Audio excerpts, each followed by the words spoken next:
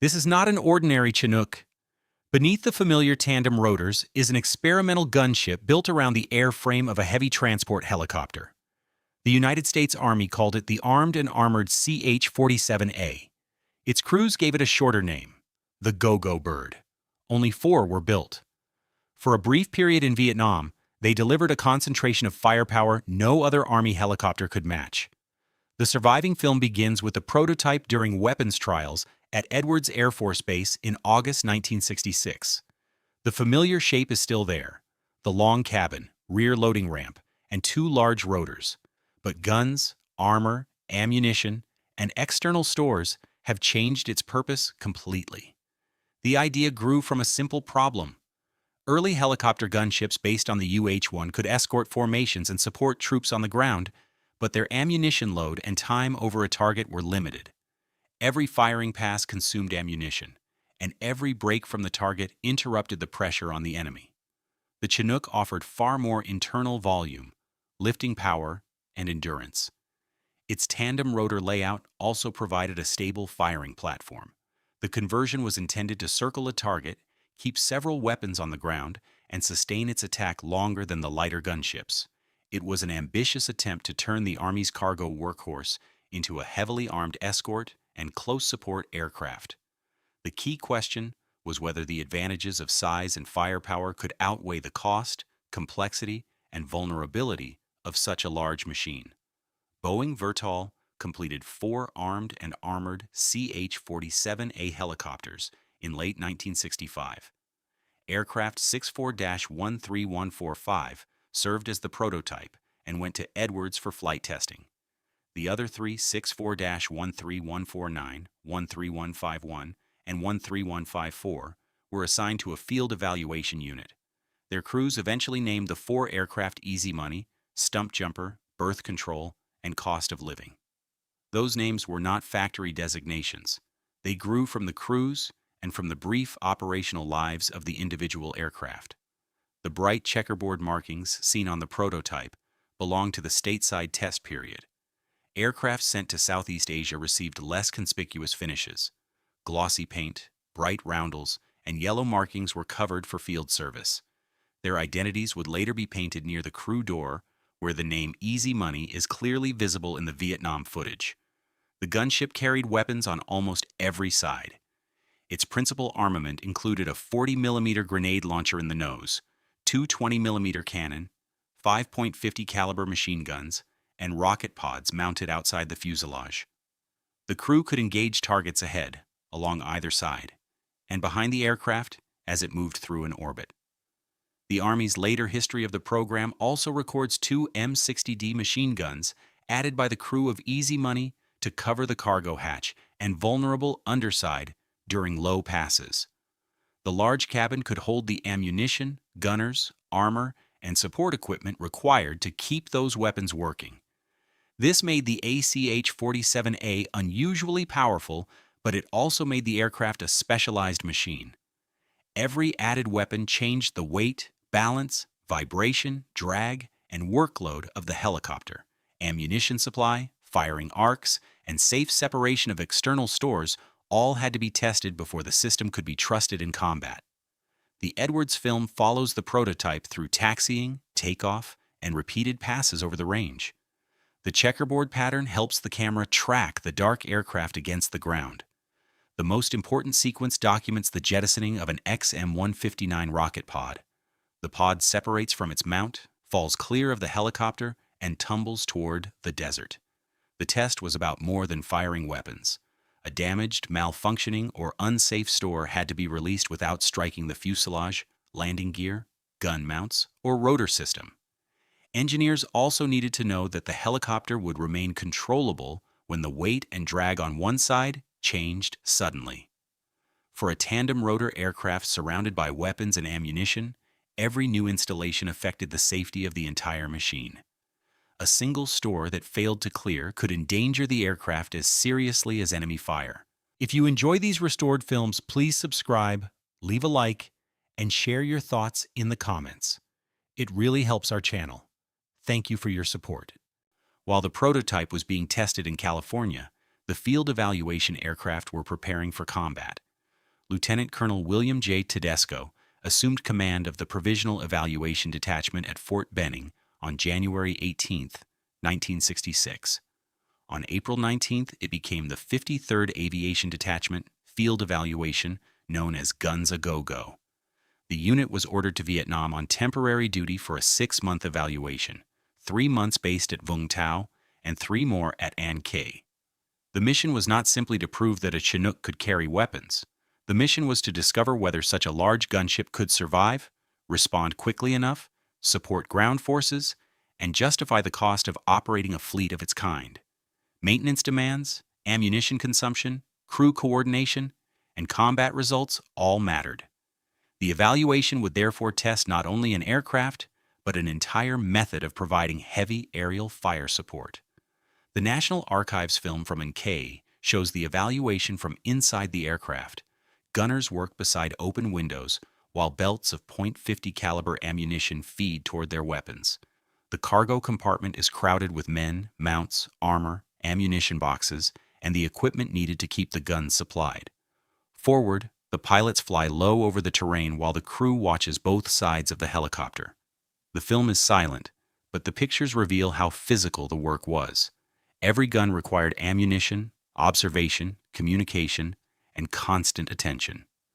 Crewmen had to watch their assigned sectors while remaining aware of friendly troops, other aircraft, and the firing arcs of weapons around them. The pilots, meanwhile, had to hold altitude, speed, bank angle, and distance from the target. The helicopter could attack in a continuous orbit, keeping weapons directed outward as different stations came into position. This was not simply a cargo aircraft with guns attached.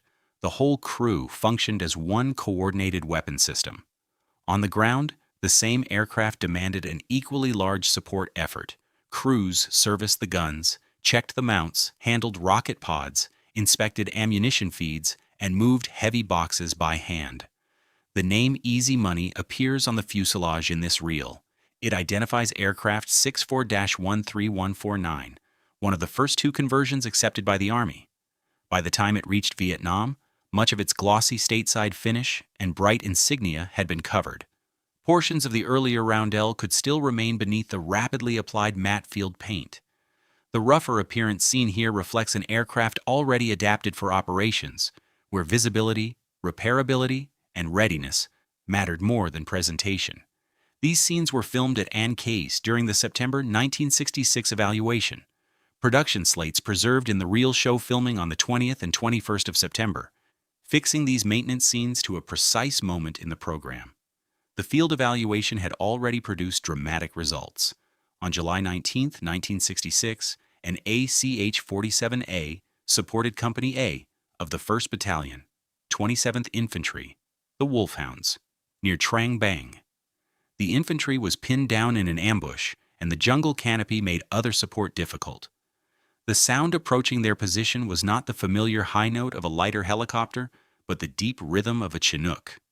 The gunship circled the position and brought its weapons to bear. Its nose-mounted grenade launcher, cannon, machine guns, and rockets created sustained fire around the troops below. As one side of the aircraft moved away, another weapon station could continue the attack. Unlike a lighter gunship that attacked in a dive and then broke away, the Go-Go bird could remain in a firing circuit and maintain pressure while the infantry maneuvered. The Army's final evaluation recorded one ground commander's verdict. It was the best thing to happen to the infantry since the squad radio. If you enjoy these restored films, please subscribe, leave a like, and share your thoughts in the comments. It really helps our channel. Thank you for your support. Firepower alone could not solve the program's weaknesses. 4 aircraft left no reserve for accidents, battle damage, or mechanical failure. Stump Jumper, aircraft 64-13151, lost its number 2 engine during a gun run on July 4, 1966. The crew made a forced landing in an open field filled with tree stumps, badly damaging the underside and crossbeams. The incident gave the aircraft its name. About 30 days later, before it could return to the evaluation, Stump Jumper collided with another Chinook during ground taxiing at Vung Tau. The gunship broke apart and was destroyed. The loss reduced the field force to 2. flight testing at Edwards was stopped, and the prototype began its journey to Vietnam as a replacement. A large gunship could produce impressive results, but a force of only 4 specialized aircraft was fragile. In December 1966, the detachment was attached to the 228th Assault Support Helicopter Battalion of the 1st Cavalry Division. The prototype joined the surviving aircraft and became cost of living. 5 months later, on May 5, 1967, Easy Money and Cost of Living completed a gun run near Bong Son. Moments later, Cost of Living was seen falling in flames. The investigation found that a forward mounting pin on an M24A 20mm cannon had vibrated loose. The weapon was able to rotate upward and fire into the forward rotor system. The rotor blades separated, and the helicopter fell out of control. All 8 crew members were killed. The accident demonstrated the danger hidden inside the gunship's greatest strength. Heavy weapons placed around a helicopter created repeated loads and vibration that had to be controlled with absolute reliability. One small retaining component, buried inside a complex weapons installation, could determine the fate of the entire machine and everyone aboard it. 2 Go-Go birds remained. During the fighting for Hue on February 22, 1968, birth control was hit while pulling away from a gun run. The crew auto-rotated into dry rice paddies roughly 600 meters northwest of the Citadel walls. Easy Money came in under intense fire, positioned itself between the disabled aircraft and approaching enemy forces, and used its weapons to protect the rescue. It then took aboard the stranded crew. Easy Money was hit several times, and crew members near the rear of the helicopter were wounded, but the aircraft escaped to Camp Evans. Birth control could not be recovered before enemy mortar fire destroyed it where it had landed. Army rules did not permit the last ACH-47A to continue combat operations alone. The gunship program ended. Easy Money returned to Vung Tau, where it was disarmed and used as a maintenance trainer and source of parts. Easy Money survived the war, years of storage, corrosion, cannibalization, and repeated use as a training airframe. After Vietnam, it was moved to Savannah Army Depot in Illinois, where it was considered for work connected with the later CH-47D program. In 1995, it reached Fort Eustis, Virginia, and served in a sheet metal repair course. Around 1997, its unique identity was recognized. In May 2000, the aircraft went on display at Redstone Arsenal, Alabama. In December 2024, Easy Money was transferred to the United States Army Aviation Museum at Fort Rucker for further conservation and eventual display. It remains the only surviving ACH-47A. Its survival provides a physical link to a program otherwise remembered mainly through reports, photographs, and silent film. The Go-Go bird never became a production fleet, but its short career proved what concentrated helicopter firepower could do. It also exposed the cost of building a combat capability around only 4 highly specialized machines. The experiment joined engineering, field improvisation, and exceptional crew courage, but it never escaped the limits of numbers, maintenance, and risk. In these restored National Archives images, that experiment lives again through the aircraft, weapons, mechanics, pilots, and gunners who made Guns-A-Go-Go possible. If you enjoy these restored films, please subscribe, leave a like, and share your thoughts in the comments. It really helps our channel. Thank you for your support.